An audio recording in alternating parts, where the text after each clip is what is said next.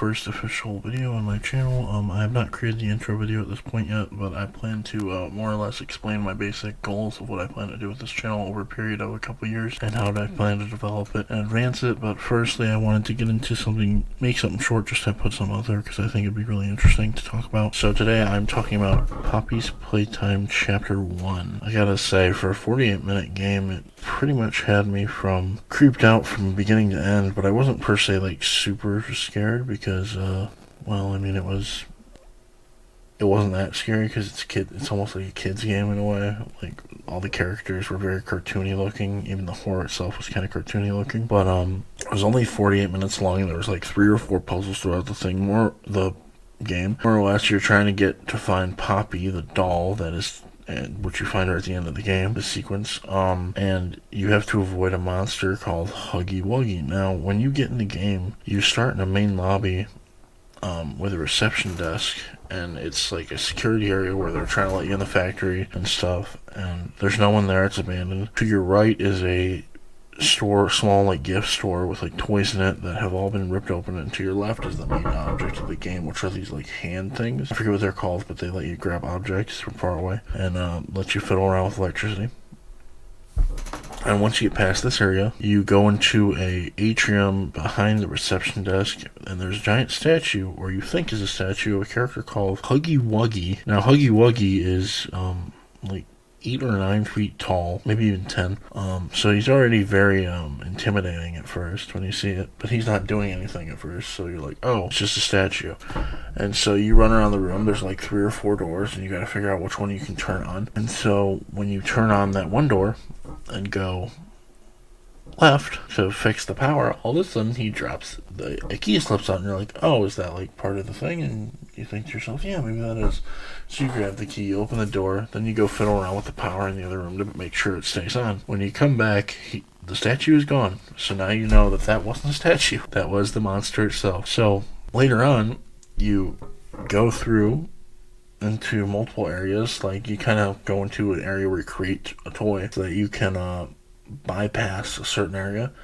And when you create the toy, you find him again, and this time he chases you into a bunch of assembly line rafters and stuff, or areas, and I ended up dying 5 times because it was he would end up chasing you, and you can like stop and figure out where you had to go. You would have to just immediately know where to go. So every time like there was a new challenge, like I was like, where do I go? And then all of a sudden I ended up dying. So the game took me 48 minutes. On average, it takes some people 30 to 40 minutes. I never played this game, so I of course did not know that. So it took me a bit of time to do that, and instead I more or less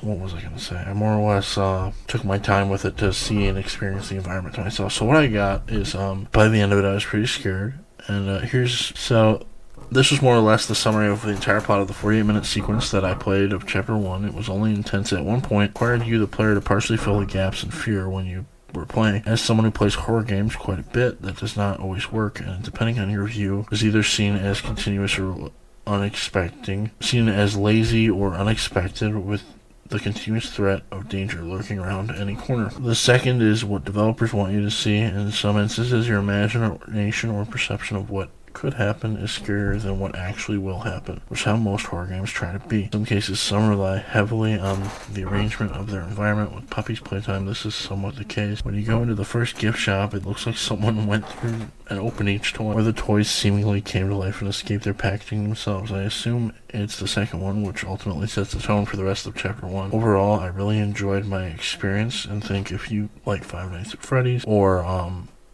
any sort of animatronic-esque, toy-esque horror game, you are going to like this. And the first chapter I gave a 7 out of 10 in rating, because I feel like it felt like a demo. It didn't feel like a full-fledged game, and obviously it's not a full-fledged product. I mean, it technically was a demo, but it was a paid demo, but it was only $5, so it wasn't that bad. But it sets up a lot of questions and avenues that they can take it in the future. The question is now is, what are we going to see from this game? I felt it was too short and would have liked a tiny bit more. I think it missed some opportunities for tiny jump scares. Mind you, this is just my opinion, so take it with a grain of salt. As someone who's new to this series. I have only recently been suggested to play this. If you are interested in hearing more about this game and want to see more content from this channel, please like and subscribe. I'll see you on the next one. Peace, guys.